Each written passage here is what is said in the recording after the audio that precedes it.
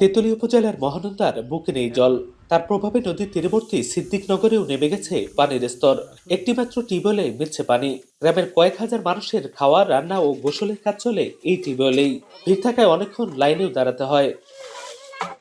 আমাদের এখানে তো যে সারা বছরই পানির সংকট।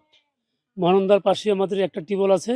এইটা মনে করেন যে যখন বর্ষা আসে তখন কিছুদিন আর কি চলে, তারপরে আবার পানি থাকে না। 27টা গেট পানি বন্ধ করে ওপাশে ঘুরাই দিছে। আমাদের এখানে পানি নেই, এই যেটুক পানি আছে ওই ভারতের কিনারে চলে গেছে।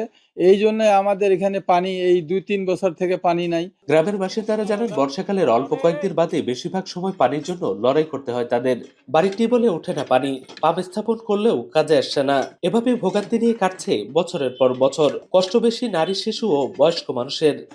গৃহস্থালী কাম আমরা নদীর পাড় থেকে পানি আনি, তারপরে বাসায় কাজ। আমি অনুরোধ করব সরকারের কাছে অতি শীঘ্রই যেন আমাদের এখানে পানির ব্যবস্থা করে দেয়। নদীতে জল না থাকা, ভূগর্ভস্থ পানির নিয়ন্ত্রণহীন ব্যবহারের ফলে পানির স্তর নিচে নেমে যাচ্ছে বলে জানান জনস্বাস্থ্য প্রকৌশল অধিদপ্তরের এই কর্মকর্তা।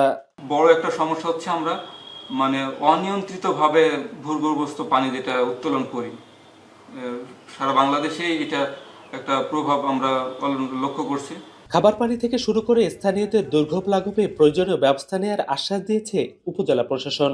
আমাদের কার্যক্রম চলমান আছে। আমি জনস্বাস্থ্য প্রকৌশলীকে ওনাকেও বারবার বলেছি যে আপনি একটু ওনার ডিপার্টমেন্ট থেকে যেহেতু আসবে, ডিপার্টমেন্টে একটু খোঁজ নেওয়ার জন্য।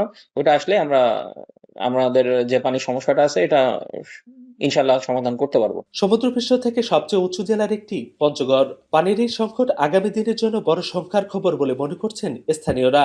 পানি সরবরাহের ব্যবস্থার পাশাপাশি ভূগর্ভস্থ পানির পরিমিত ব্যবহারের দাবি জানান তারা। লুৎফর রহমান, এখন, পঞ্চগড়।